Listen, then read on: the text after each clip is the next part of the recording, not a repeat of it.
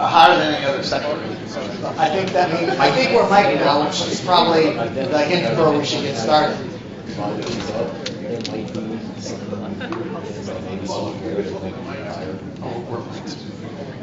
No, please continue. It's supposed to be a conversation. We started already.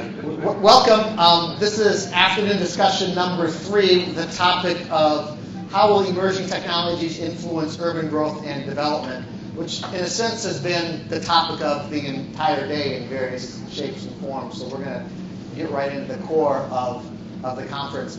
The way we're going to run it is I am going to ask each of our panelists to talk for 3 to 5 minutes about who they are, what they do, what perspective they bring to this question of how emerging technologies will influence urban growth. And then we'll have a conversation. I'll try to seed it with some questions, and if I'm successful, they'll jump up and yell and scream at each other. And then we'll take the last 20 minutes or so for questions from the audience. Make sense? By the way, I'll start by introducing myself. I'm Brian Fabes. I run an organization called Civic Consulting Alliance. We invest $50 million of pro bono resources in the things that matter most in the Chicago region every year. That's things like education, workforce, healthcare, safe streets, economic growth. So we touch this topic from the standpoint of workforce development, from the standpoint of education, and just from the broad standpoint of economic growth. But let me go down the panel, and I think each of you can say a little more again about the perspective you bring on what you do. I think I'll start at the far end, Randy Blankenhorn, who is the Executive Director of CMAP, the Chicago Metropolitan Agency for Planning, and why don't you take it from there, Randy? Thanks, Brian. I appreciate that. For those of you who don't know who CMAP is, we are the regional planning agency for the 7 counties of northeastern Illinois. I guess I got to quit saying we're new. We're not new anymore. We're almost 8 years old now. But it really is where we talk about the issues that face the region. Our first real effort was creating the first comprehensive plan since Daniel Burnham's plan of Chicago 100 years ago, called Go to 2040. And what I want to talk about mostly today related to that is one of the recommendations that when we talk about the economy and where we're going was to think about it from a cluster perspective, which is what we've tried to do in a couple of different ways, starting with the freight cluster, which really drives our economy, moving into the manufacturing cluster, which we're going to talk mostly about today. I won't get into as much detail yet. And then really what we call the nexus of freight and manufacturing and how they rely on each other and how this is an advantage that we have that other regions in the country don't have. Where we're coming from on this comes from a number of different parts of that plan. From the innovation perspective, how we fund research, and to a certain extent how we're not funding research and not funding the research that we need. We'll talk more about that. We also come from that same workforce perspective that many of the people here do. And how do we think about tomorrow's workers? How do we think about the kinds of training they need? How do we make sure that we're training for tomorrow's jobs and not yesterday's jobs? And most importantly from us, how do we bring the private sector more into the conversation about how we make that happen? The last piece that we really think about here is the infrastructure side. It is an advantage that we have over most regions. How do we take advantage of it more? How do we use not only the freight aspects of it, but how do we use highways? How do we use the overall infrastructure that we have in a way that really is to our economic advantage? This drill down that we did on manufacturing really focused on 3 things that we think are important. We call them the 3 Ps. It's about people, it's about product, and it's about process. And how do we think in an advanced way about those 3 things? So with that, I guess I will stop and move it on to the next speaker, but I think this is going to be a fun panel. Thanks, Randy. Next to Randy, we have Howard Weil, who is the Executive Director of the Center for Urban Economic Development at UIC, and for those of you who did your homework, I'm also the author of the white paper for today. So please take it away. Thanks, Brian. The Center for Urban Economic Development has been around since 1978 and it's been working on manufacturing issues for almost that long. Its first director helped Harold Washington formulate the city's planned manufacturing district zoning and local industrial policy during his administration. Today, the Center for Urban Economic Development is dedicated to understanding how metropolitan economies can develop in ways that are highly productive and innovative, but also highly equitable, especially in creating good jobs for workers who don't have bachelor's degrees. And that's why we devote a lot of our effort to research and policy work on advanced manufacturing. It's a very exciting time to be working in manufacturing today. In the last 3 years, after a decade of devastating job losses, manufacturing jobs have finally begun to grow again in the country as a whole, and even more so in the Chicago region. And also, today's topic, a number of new and exciting manufacturing technologies have begun to be commercially implemented. Technologies like 3D printing, digital manufacturing, cloud computing, lightweight advanced materials, advanced sensing, modular pharmaceutical manufacturing. Those kinds of technologies have the potential to reshape not only how things are made, but also on a modest scale, how metropolitan areas look, what gets done where, and what the things metropolitan areas need to be competitive for advanced manufacturing are. So let me just touch on 3 of the most important possible impacts. One is the new technologies don't require big factories. In fact, many of them will enable things that currently must be made in big factories to be made in smaller factories. Smaller factories require less land. There will be opportunities for new small companies in manufacturing in a way that there hasn't been for a long time. Those companies will be able to, will want to locate in metropolitan areas and in the denser parts of metropolitan areas. So manufacturing is going to become more metropolitan, more large metropolitan, and more core metropolitan. Now that doesn't mean you're going to see factories sprouting up in the loop, but it does mean that in the underutilized industrial sites of the south and west side that have suffered from abandonment and deindustrialization over several decades, there are new opportunities for manufacturing to come in there. Second, jobs. The new technologies create opportunities for workers who have a combination of traditional manufacturing skills and skills in computer programming, logistics, or related areas. And those are skills that don't have to be confined to people who have college degrees, not even associate degrees, but they are likely to require something beyond just a high school diploma. Maybe an apprenticeship, it may be a certificate or a series of certificates. And the regions in which workforce development and educational institutions can get their act together to create those kinds of skills are going to be ones that will be especially competitive for advanced manufacturing. Finally, transportation. Many of the new technologies will speed up and streamline the manufacturing process from design to prototyping to production.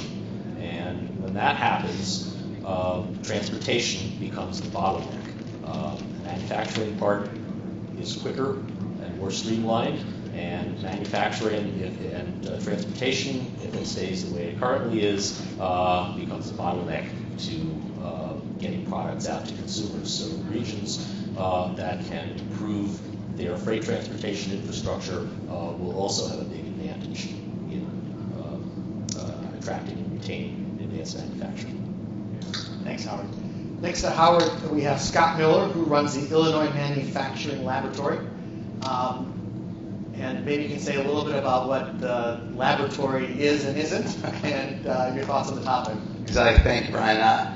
So I'm the interim executive director of the IML, the Illinois Manufacturing Laboratory. If this doesn't go well, I will be the ex-executive director of the IML. But as far as the IML, it's the name states the Element Manufacturing Laboratory. But a lot of you are probably picturing lab coats, beakers, things like that. It's not like that at all.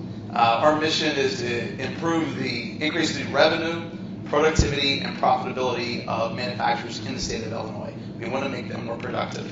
I am not an economist. I am not an urban planner either. So when I describe things, I'll try to keep it as simple as possible. The topic here is emerging technologies, how they're going to influence growth and development.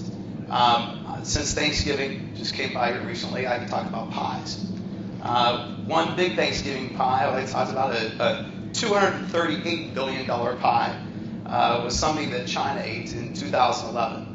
That pie consisted of about $99 billion of electronic machinery, $95 billion in power generation, $23 billion in toys, games, and sports equipment, and $21 billion in furniture. So that was a delicious pie that I'm sure every metro region would like to get a little piece of. And I'm curious, how many people are from the Chicago metro region in this crowd?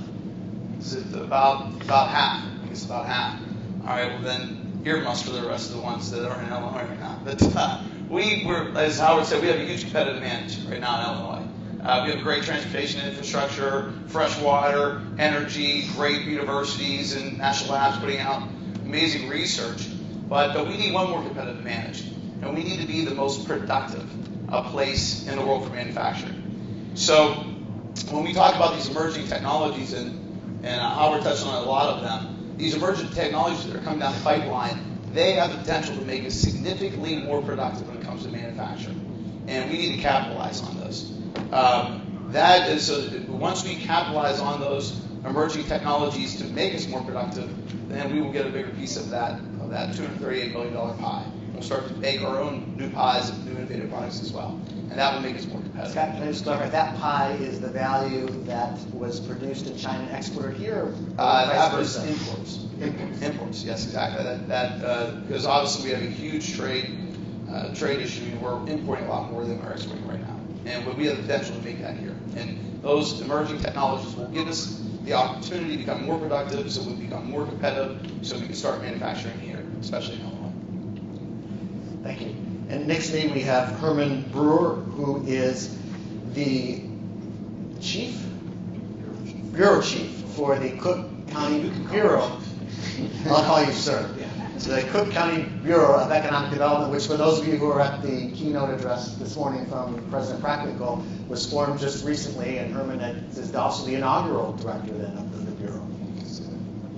There was someone just prior to me, but I've been there now 2 years. The longest serving. Yeah. Please tell us. I've been an interim annex, so So tell us a little about the Bureau and your perspective on this question. And I know your hesitancy. You've known me so long, you've seen me in different positions, different roles. Again, Bureau Chief of the Bureau of Economic Development for Cook County, and it is a newly conceived and put together sort of entity. The president came in and said, we're not positioned to deal with economic development. We have all these different roles and departments, and they're in varying parts of county government. So she said, I wanted to put planning and development, our capital planning, our building and zoning, our workforce efforts, just to name a few, into one complete bureau and have it functioning and working collaboratively with each other and doing things to support the county. So that was done at the beginning of 2011, and I came aboard in roughly May, and he said, here, you run 2 of these departments, and by November or December, they said, no, you get the whole thing. So we have, as I said, planning and development, which are very traditional functions of affordable housing grants and loans, but we also manage our special purpose tax incentives through our planning and development office. We also have the capital planning, which is essentially my team of architects and engineers who manage and deal with the nearly 19 million square feet of county-owned properties. Those are things that you're familiar with: Cook County Jail, the courthouses, the hospitals, Stroger, Oak Forest, Provident. There are a host of other clinics, office buildings, and the like.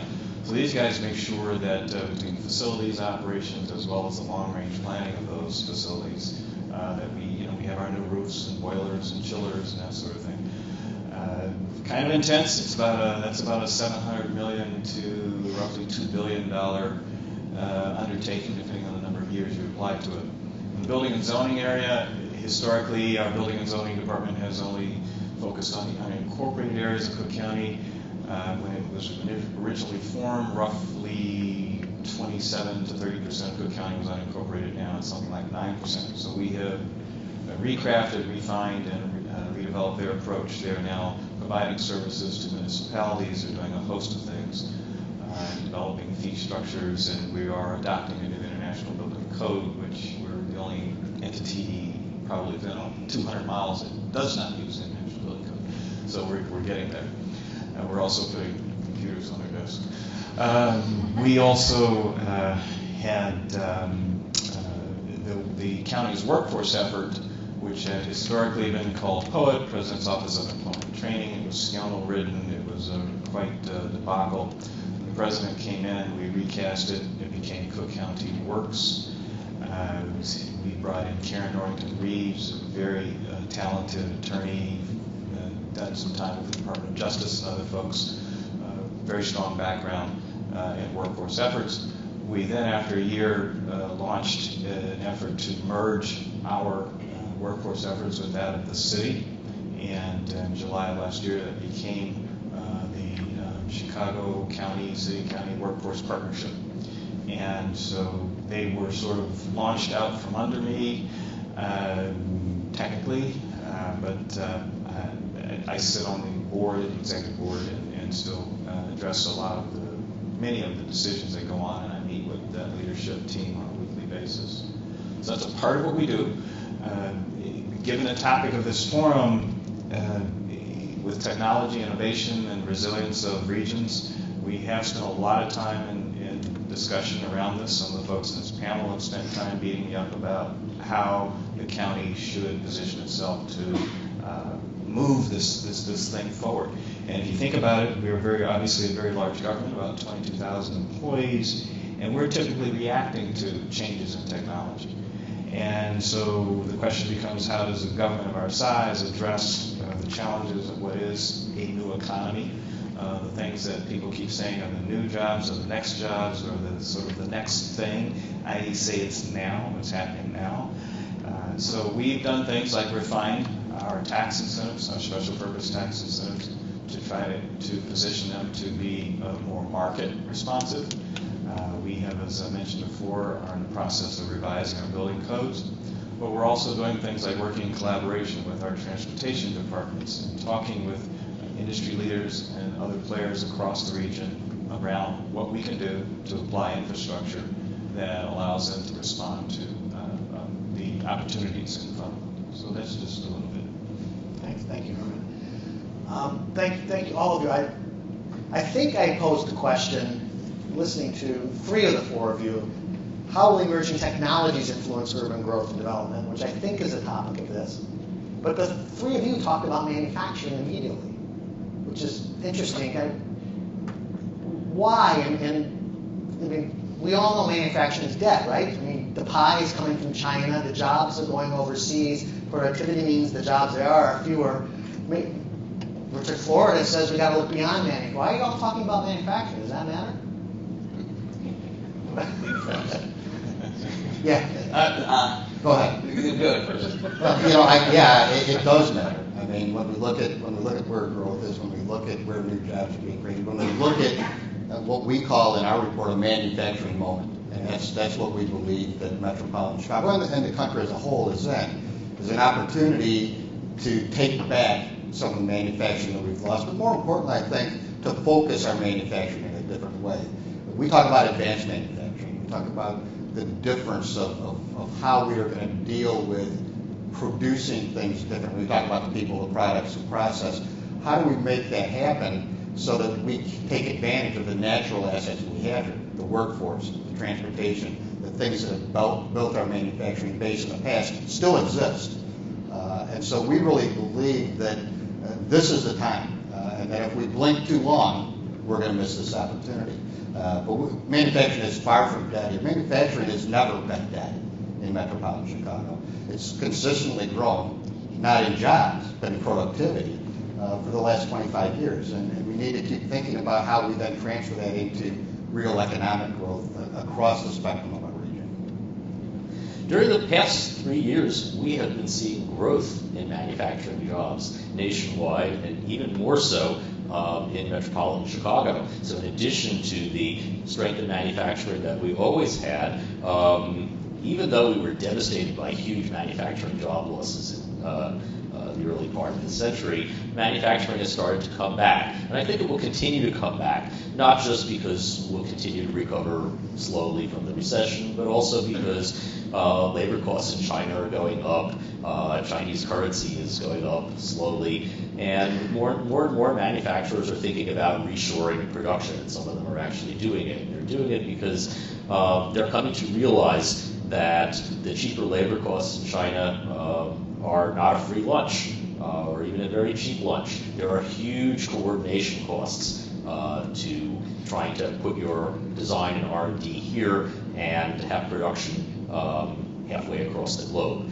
And those costs just don't make sense to an increasing number of manufacturers. So for those reasons, I think we have a great opportunity to see growth in manufacturing, not only manufacturing production, but also manufacturing jobs in the future. And we should want that. Manufacturing is a powerful engine for generating jobs in a metropolitan area like Chicago. In a report that we did last year, we found that each new manufacturing job that comes into the Chicago area creates, on average, 2.2 other kinds of jobs in the region. Manufacturing is also a key to having a healthy middle class. Manufacturing jobs pay more than other jobs, even when you take into account all the other things that influence how much workers get paid, things like their education and training and experience and so on. They'll continue to pay more than other jobs in the future, and that wage advantage is especially prominent for workers who would otherwise earn the least. And finally, manufacturing is key for innovation. We are not Silicon Valley. We are not going to be an innovative region in the same way that Silicon Valley will. But we will be an innovative region through manufacturing, just as the nation as a whole depends primarily on manufacturing for its R&D, for its patenting, and for other inputs into innovation. The same will be true for metropolitan Chicago, where manufacturing is already a strength. Brian, I wanted to leap on that just to say I think the research has proven out. In our experience as a county, we have engaged in a number of both transactions and conversations leading to transactions with firms looking to be incentivized or looking for opportunities to grow their reshoring, or as I say, onshoring efforts. And it appears that a number of them that we've engaged with have, in fact, taken over smaller manufacturing operations that had been part of some larger corporate thing that had been offshored. And as many of those companies, they appear to be selling or moving pieces of these operations, divesting from them, and they've created opportunities locally or domestically for these firms to come in, purchase, and locate and grow. And so we've seen some of that here in the Chicago region. And there, if you're a guy who grew up, 47 in Pulaski, and you have an opportunity to bring 150 jobs into the community, you're not necessarily going to want to immediately look at Tennessee. You might want to look at what are my opportunities here. And as you said, skill sets are here. There's a lot of very traditional and some non-traditional capital available for that growth and expansion. So that's what that's been our experience. As far as manufacturing matters, that just to pick up on a lot of Howard's points, it matters greatly. And we sort of lost that there for a while, looking at manufacturing as an economic driver. It definitely, the job multiplier is higher than any other sector. The economic multiplier is higher than any other sector. It produces more R&D than any other sector. 80% of the R&D that's conducted comes from manufacturing. we got to get back to the fundamentals of build, grow, mine, and make. Those things are really going to be the drivers of an economic development instead of half-price sushi rolls. So I think manufacturing is definitely coming back. You see it reshoring, but it's just at the very beginning. We'll see a huge renaissance in manufacturing in the coming years because of the lower price of technology, the higher wages, and overseas. There's a number of reasons that there will be a huge boom in manufacturing in the next immediate future. One of the things, though, that both Scott and Howard said was about research. And yes, 80% of research is in manufacturing. And our concern is that over the last 10 years, this region has been in free fall in the amount of money that is spent on research. We traditionally second for decades in the amount of money spent. Everyone else is, even during the recession, was gradually increasing. We were in a nosedive, and it's a problem that we've got to address because we have great universities. We have 2 national labs. We've got the assets here, and so how do we get that back? How do we make sure that we're doing the investment in research that we want? When I was out in D.C. talking to our congressional delegation last year, and everybody's concerned about there is no money, what should we do? And I said, you cannot skimp on research. If that's where you're going to throw away money, then you're throwing away jobs. And so I'm very concerned about how we get our position back in the amount of money that we're spending on research and development. And where does that come from traditionally? Does the Cook County does a lot of work to the infrastructure, but I don't believe you're funding research, are you? No, we're not funding research yet, but we certainly are encouraging it. You've seen a number of philanthropic interests fund research opportunities, but I think what historically has occurred here, and I could be wrong because these guys are the experts, but we do have large legacy corporate players who have funded their own research or research related to their industries. I'm not sure how much of that is shared, or is it just for their own growth? I don't know. And that's part of it. I mean, certainly the vast majority of research is private, but over 80% of the research that's done in the private sector is for firms of 1,000 or more. Where do we get to Scott's point of the small, medium-sized business? How do we give them access to research opportunities that, in all honesty, they simply don't have today? And I think also it's maybe a little different mindset in that we tend to separate research from investment.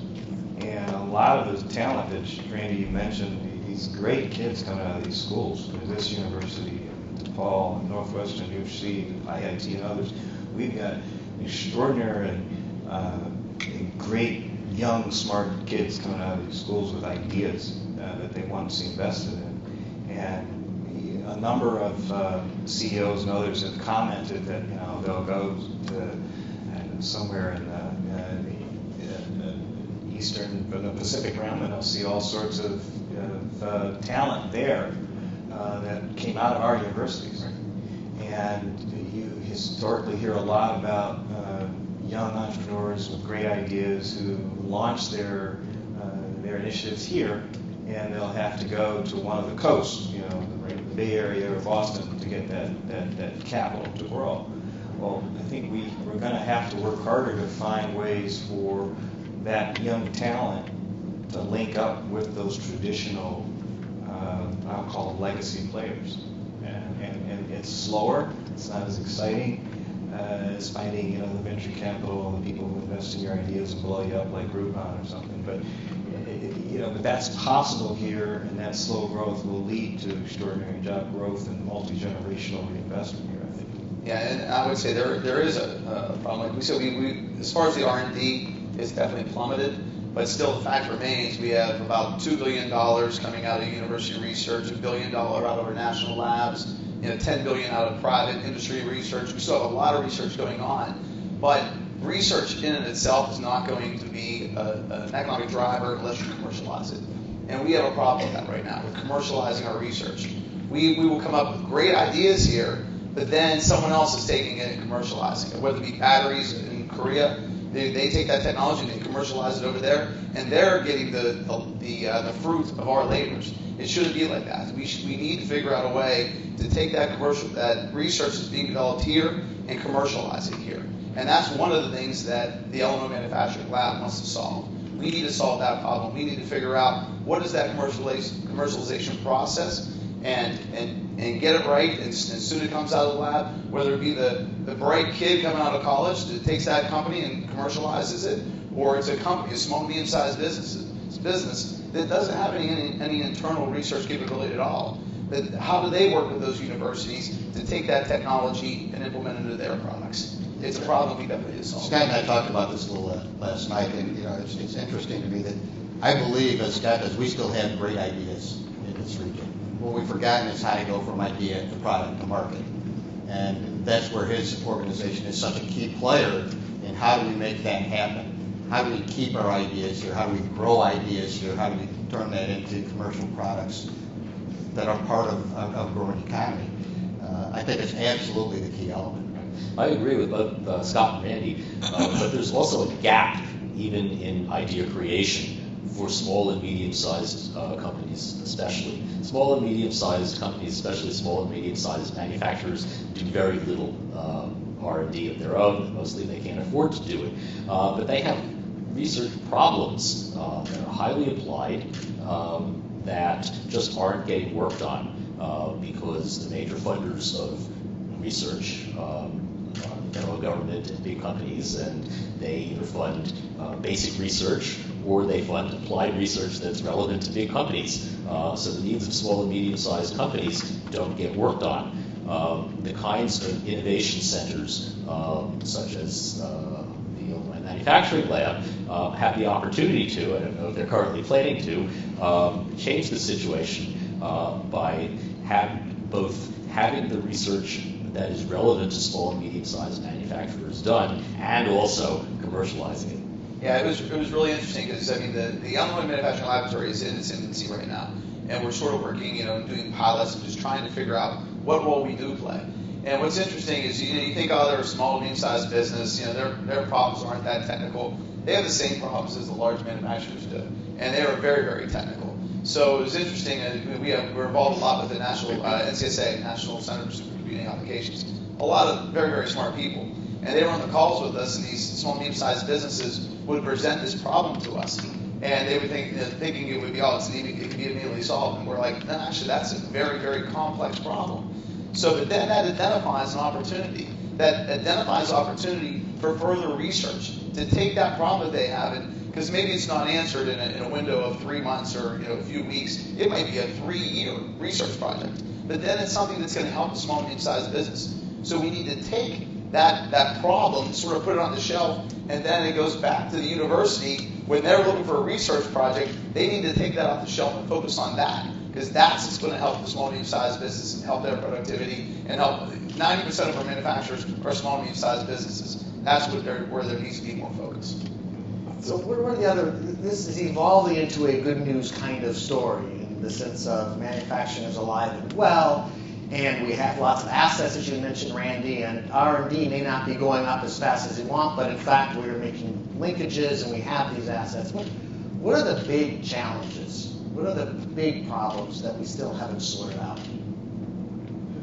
Well, yeah, I think one is that one I think I just mentioned, the research. That gap there. So we're making connections, but they're still it's still definitely a problem.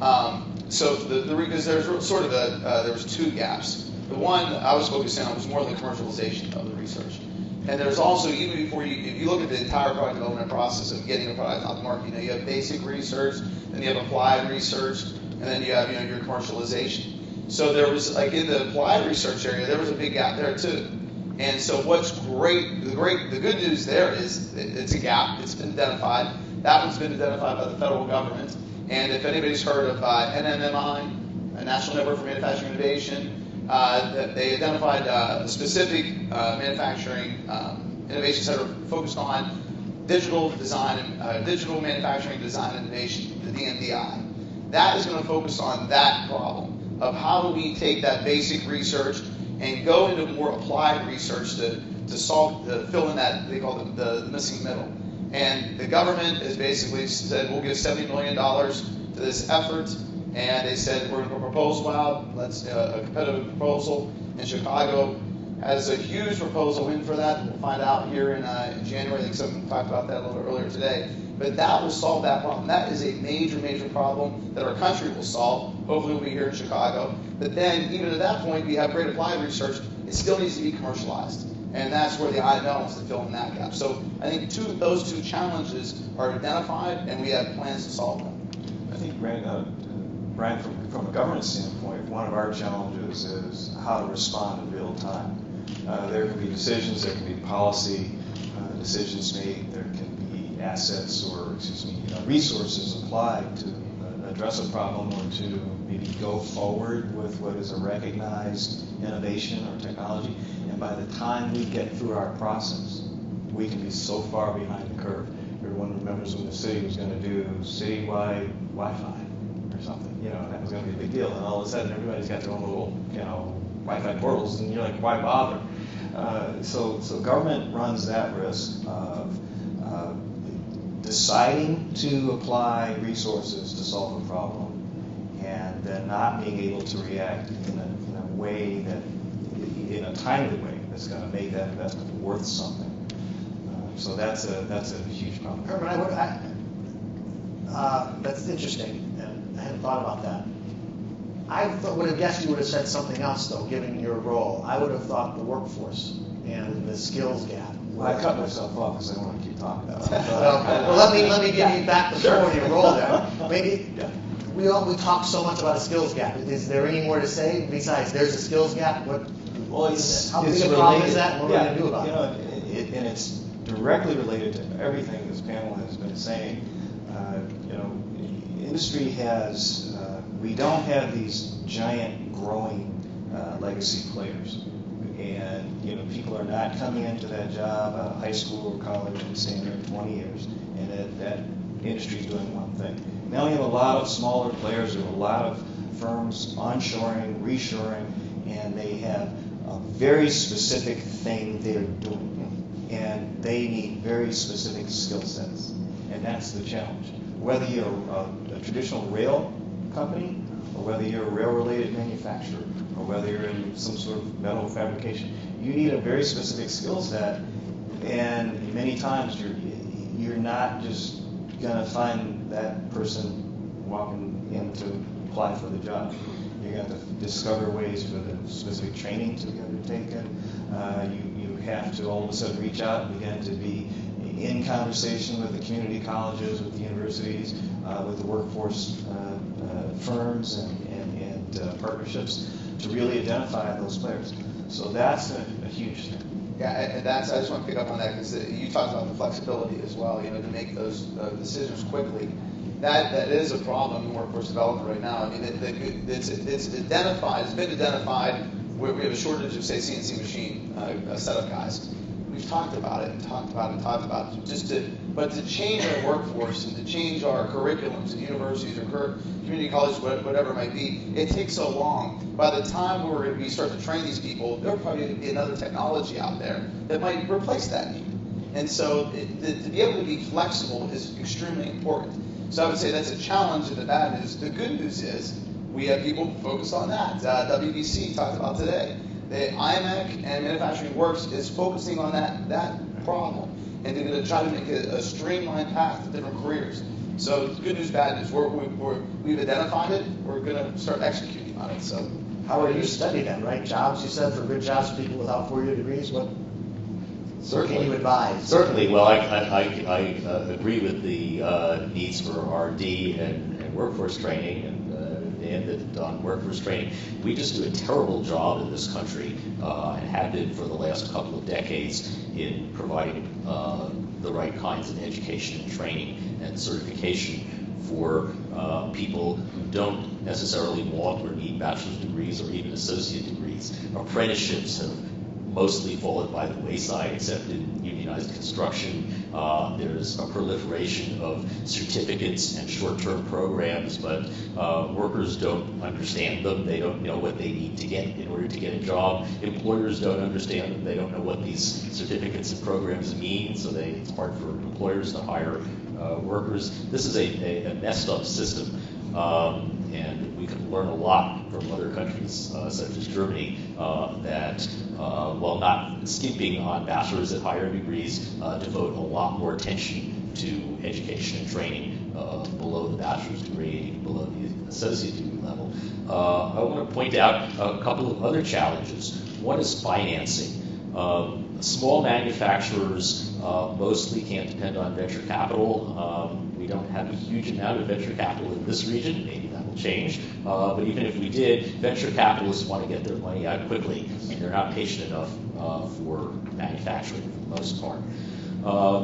What about banks? Well, lending has been kind of slow recently, with the slow recovery from recession. But even if that picks up, we don't really have specialized banks that really understand manufacturing. So somebody who wants a bank loan kind of takes their chances with a bank that may not understand the risks and rewards of lending to a manufacturer.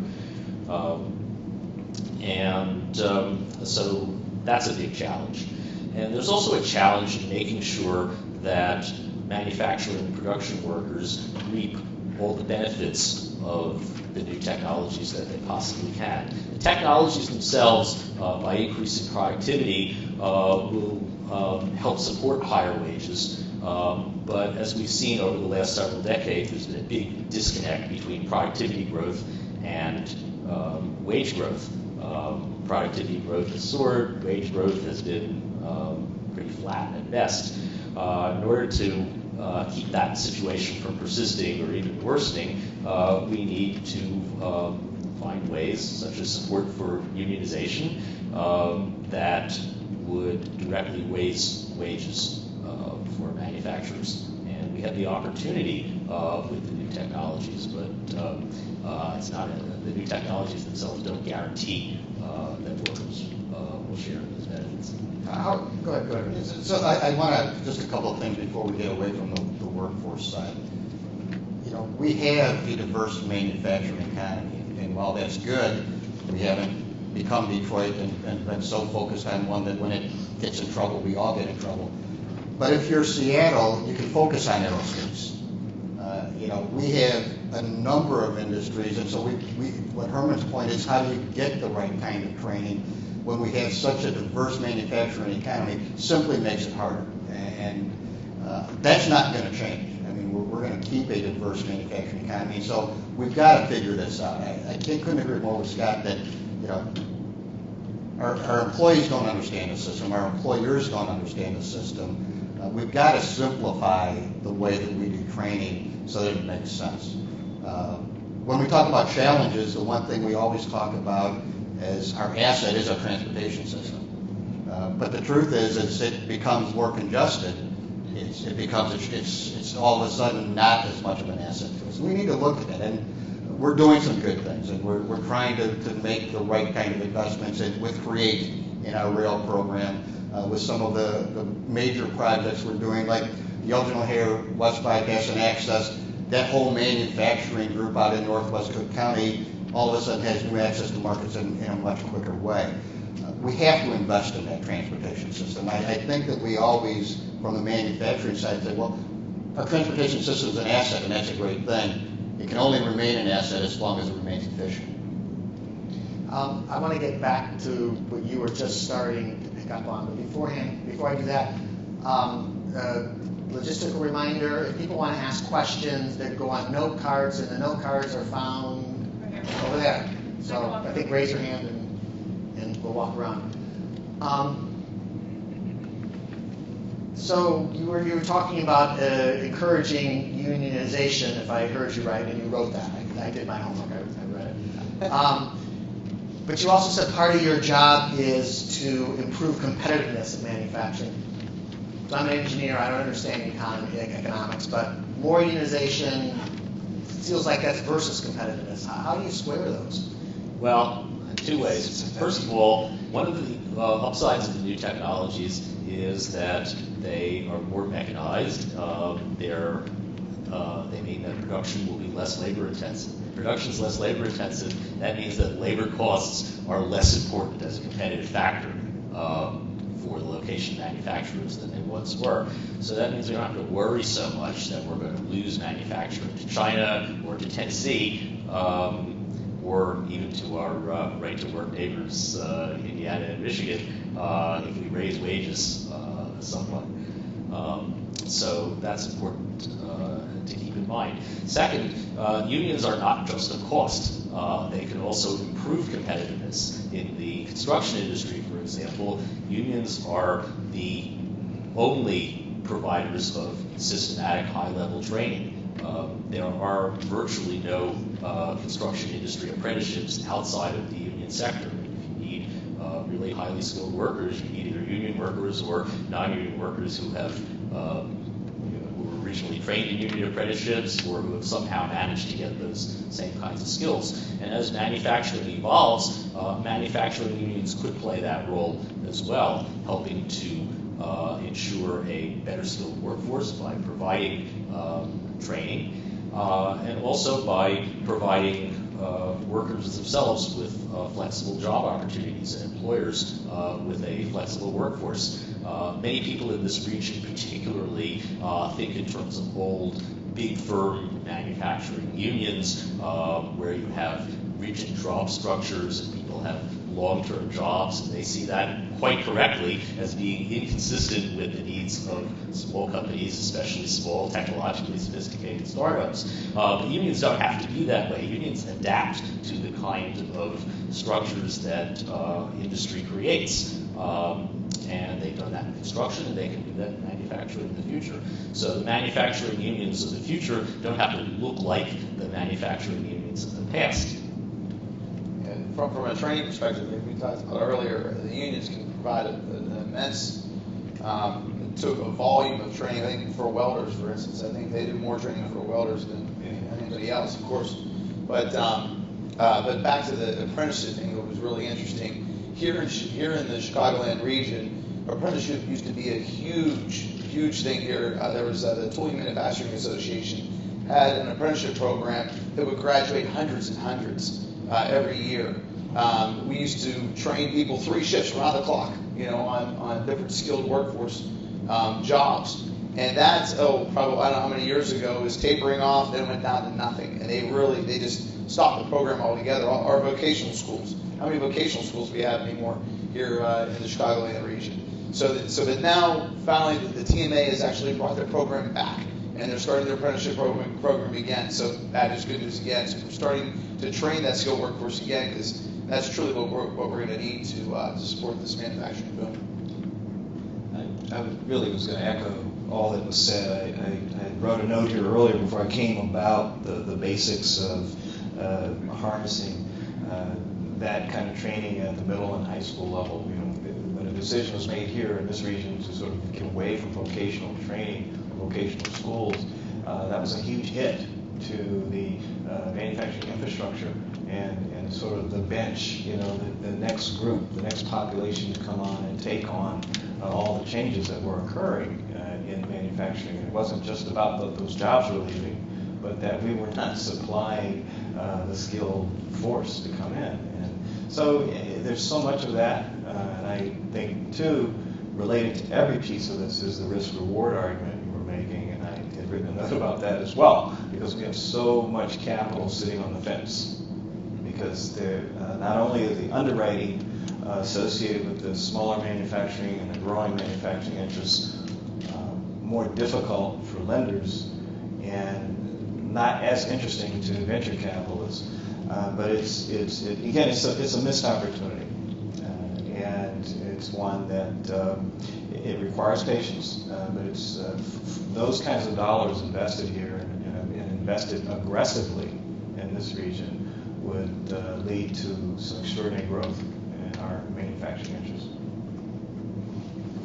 I think I'm going to turn to the questions now, and people are still raise their hands, and people will still collect questions. The first one looks like it says to Herman, so y'all can take a break. Increasingly, studies have shown tax incentives do not bring any more investment than what the market would have already provided. Please speak to this and the supposed need to provide tax incentives to companies who outsource and insource jobs at will. Would investments in people education work better? Well, that's a great question. A couple of things we've done at the county, and I spent the better part of a year with a working group that included a number of mayors, a number of private investment folks, and people who had skin in the game, company and property owners, industrial players. And our goal was to redesign our special purpose tax incentives to be more responsive to what we feel were the evolved market conditions. So yeah, it's very easy to say that tax incentives don't work when you have companies that negotiate enormous deals with the state, and then they turn around and say, yeah, see ya, we're going to move 500 jobs to Toledo or something. You feel burned, and it's a big story.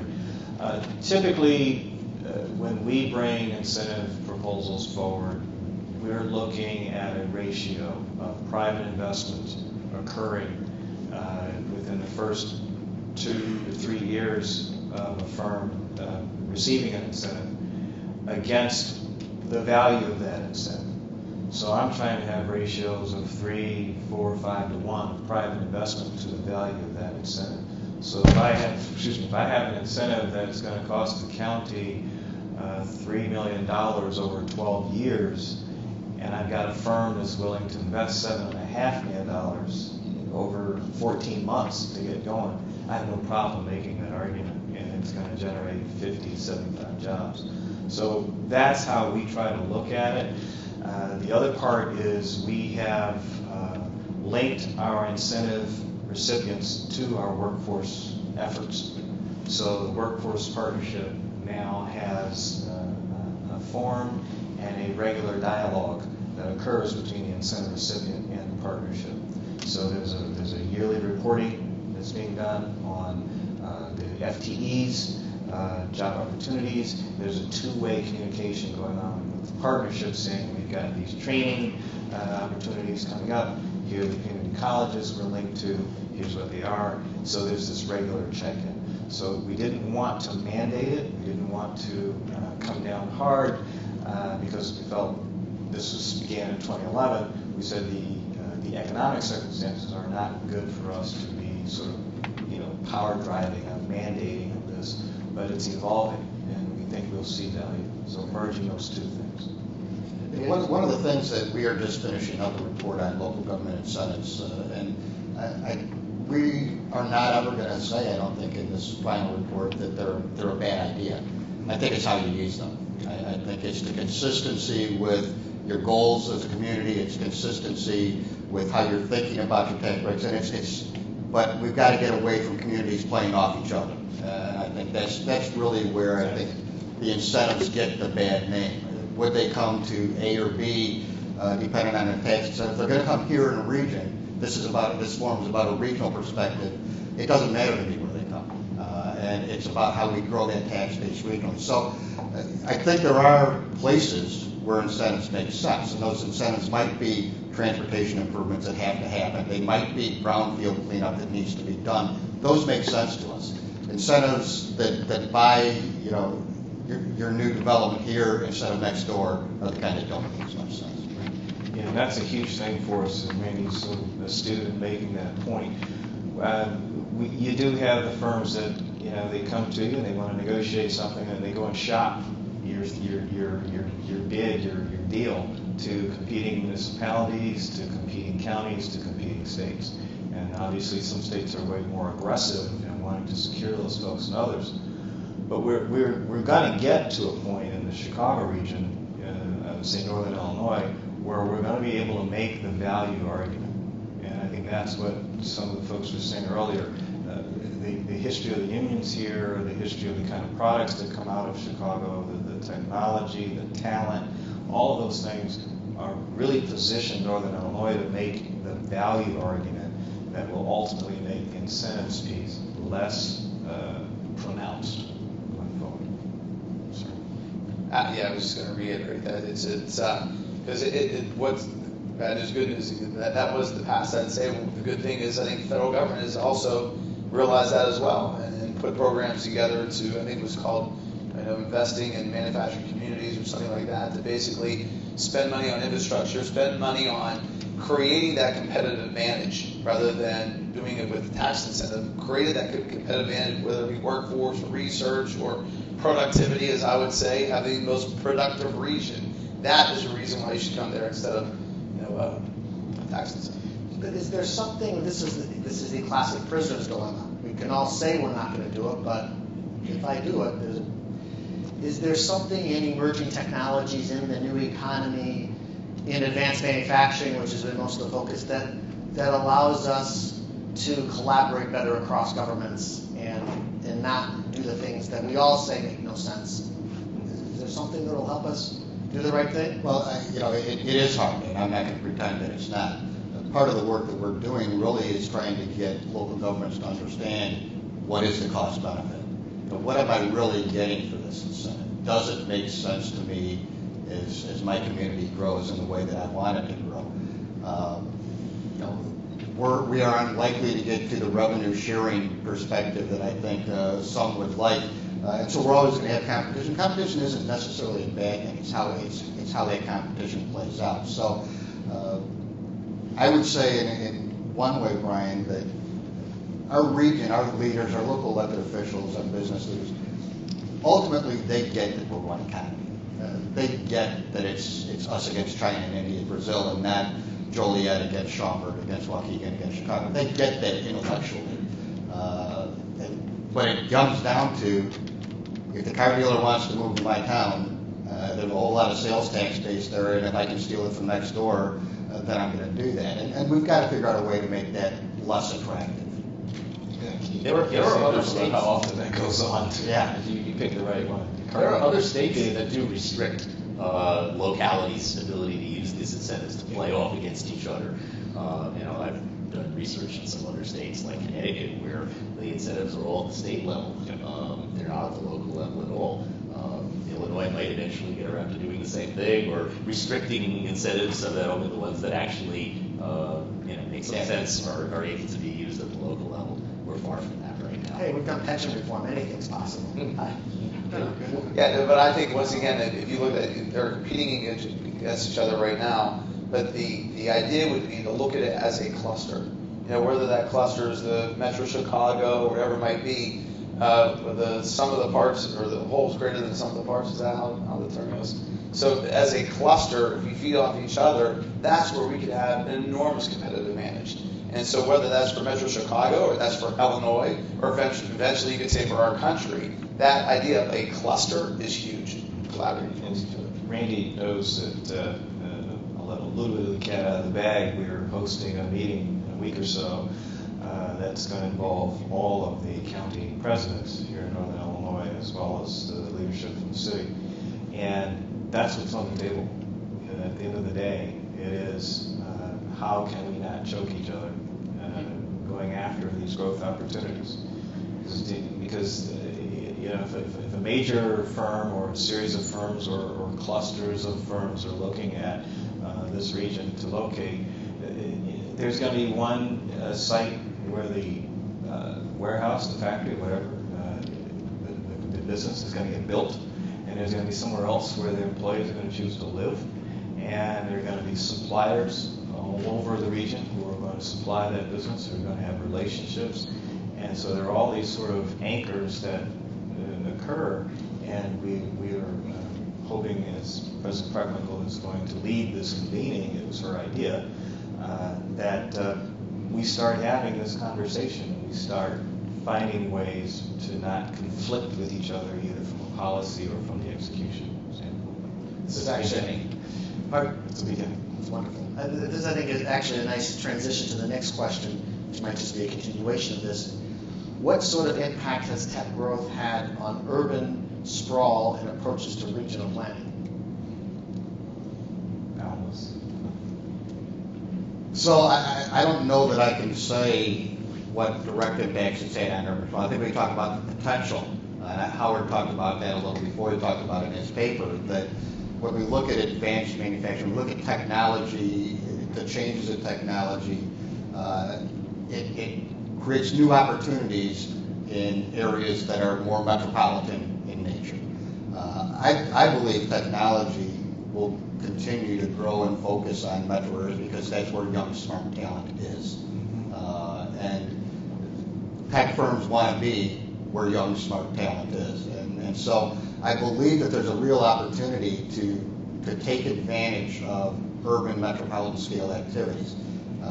We talk about Silicon Valley all the time and why does it work? And it works because there's just a culture of technology, of thinking differently, of thinking more innovatively, that only happen when you have a certain core amount of people that live together. And so we think there's a real opportunity to do that. And are there things I can point to today? Sure. I mean, you can look at what's happening in the West Loop along the Morgan Street station.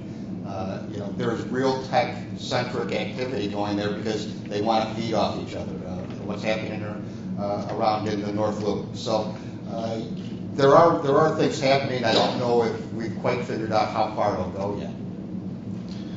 I think you're right. I guess I'm probably old enough on this panel to remember Toffler's book, Future Shock, and some of the things he talked about early 70s, late 60s that have come to life and are kind of blasé now. But you're right, the urban, the synergies and this sort of core infrastructure of people, services, support, and related industries, I think are going to increasingly play a role in how a lot of these onshore efforts and the technologically inclined or dominated businesses are going to continue to sort of make that decision because they can't exist in isolation. And no matter how interesting your technology is, you're going to want to be nearby, connected to, or the suppliers, the supportive folks, and that continues to grow your economy. And we do look at it from this cluster perspective that we all talk about, that you don't only have to have the technology based, you've got to have the cluster support that makes that work. And that happens easier in metropolitan. Food manufacturing here, huge cluster. Right. It's extraordinary. It just jumped off. It's huge. It's quiet, but it's huge. And it's continuing to grow here. I could go both ways with that because I'm a big fan of the clusters and the urban regions, and I think that, like you said, especially if you have your design and manufacturing in the same place, you learn by doing. You learn through the making process, and I'm a big proponent of that. But on the other hand, I would say, when you think about having your supplier base right there, with the digital technology, your suppliers can be a click away. And when I think of if they're putting something downstate, and someone could have a small, medium-sized business could be stay somewhere in a rural community where their cost of living is a lot less, then there's advantages there too. So I think they can work together. It's just as long as we're making it here. That's the big thing. We're manufacturing it here. Whether it's downstate, because those rural communities, they're going to need help too. So let's. No, and I don't disagree with that, but I think that those rural communities, for them to survive, have to eventually connect to these metropolitan. Connect's the key. That's where broadband comes in, and that's the connect. Yeah, that's perfect. Exactly. Howard, your paper talked a fair amount about spatial distribution and thoughts on this? Some of these new technologies, like digital manufacturing and additive manufacturing, or 3D printing in particular, do have some decentralizing opportunities, as well as what I think are the more dominant centralizing opportunities. But remember, it's very easy to overstate the clean nature of the interface between companies or between people when you're using information technology. Just because a supplier and its customer might be only a click away doesn't mean that they are never going to need in-person communication. There are all kinds of problems that come up in the manufacturing process that are sometimes better solved by at least some face-to-face communication. And you know this in your own lives. As you started to use more and more digital technology, you probably didn't stop having face-to-face conversations with the same people who you interact with online. And I think the same thing is going to be true for manufacturers.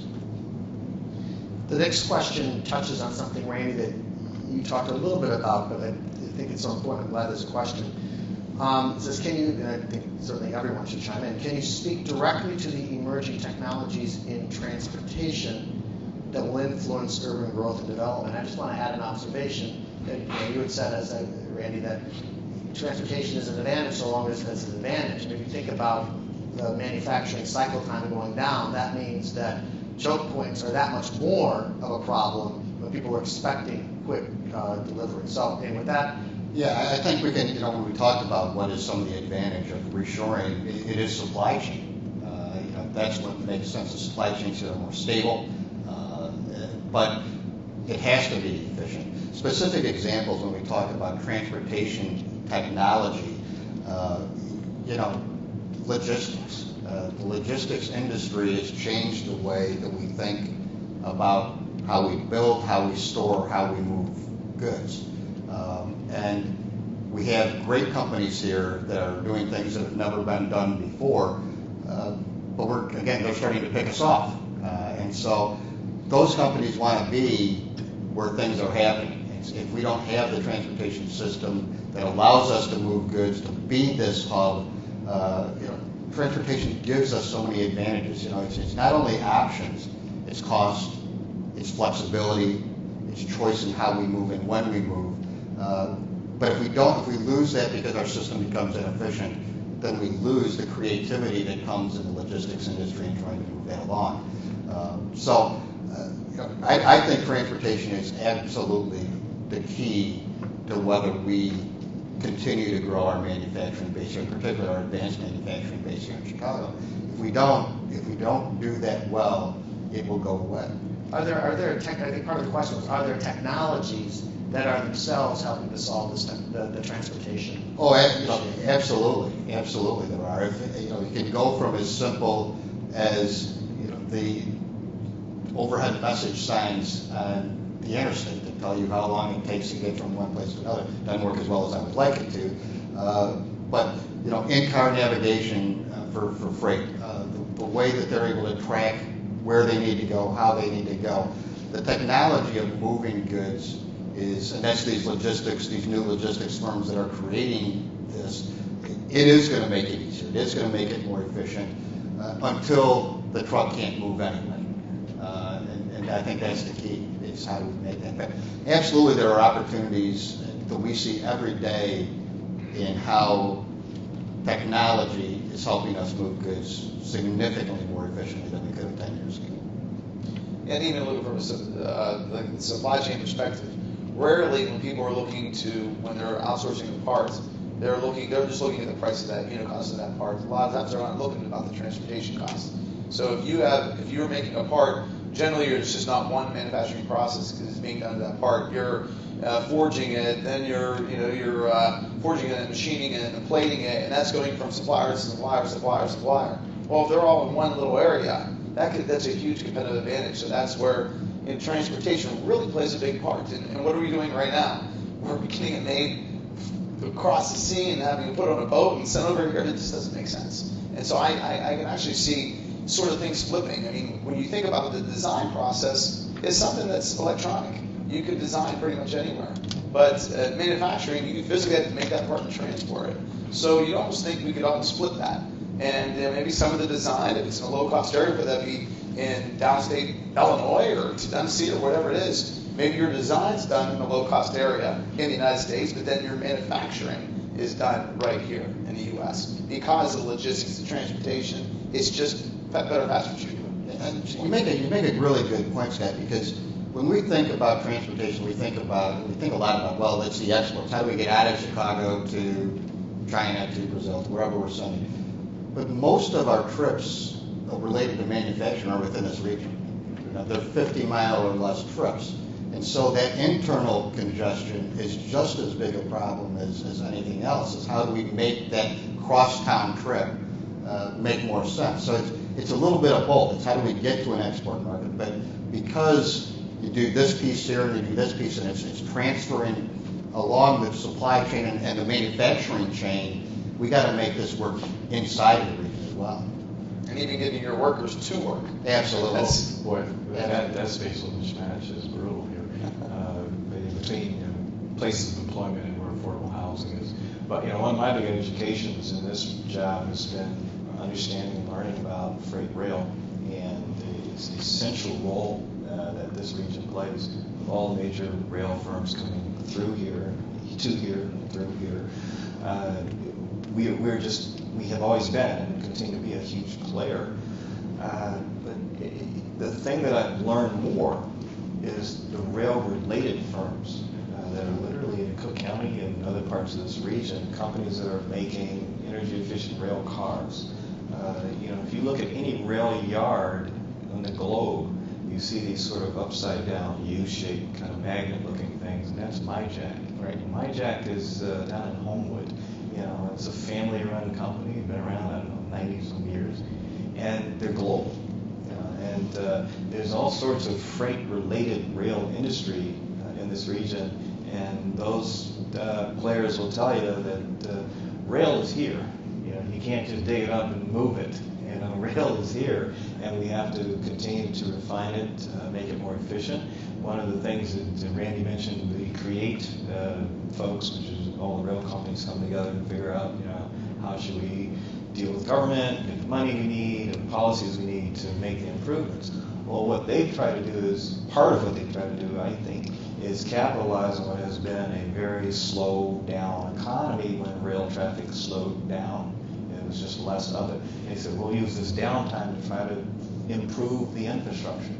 We'll get these big rail separation projects done that separates commuter rail from freight rail lines. We'll get all this done now while traffic is slow. Because once the economy picks back up, if we haven't done enough of these, we're in trouble.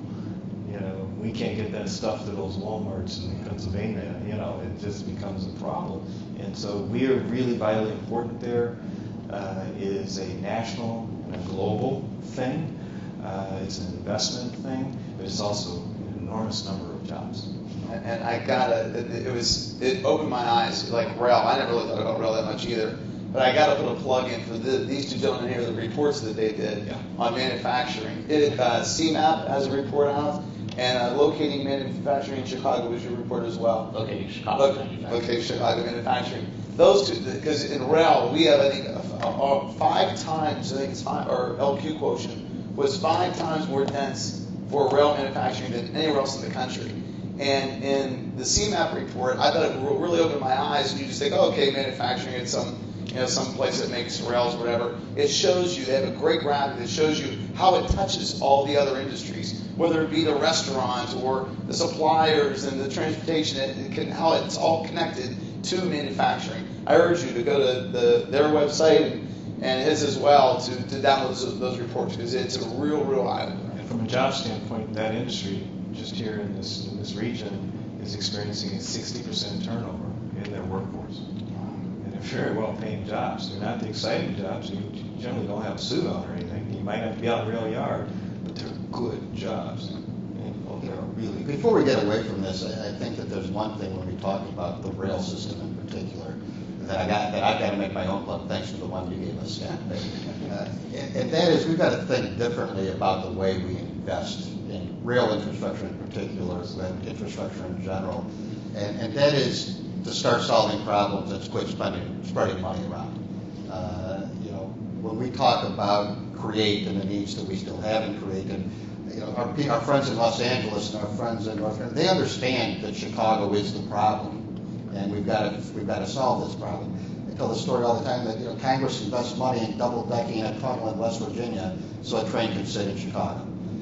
So we really need to focus the limited resources that we put into freight transportation in solving real problems, and that's going to take all of us together to say it's time for a new way of thinking about investments. Every dollar invested in the Chicago region, the things you just mentioned in our rail infrastructure, is a national investment. Absolutely. Some of our biggest supporters of CREATE aren't from Illinois, because they know that we've got to solve the problem that is Chicago. we have other questions, and I know that we will not address them anyway in the time that the big yellow thing says we have. So I think what we have time left to do is to say thank you to Randy and to Howard and to Scott and to Herman. I've enjoyed this. I hope you have all enjoyed it. Thank you very much for your insights.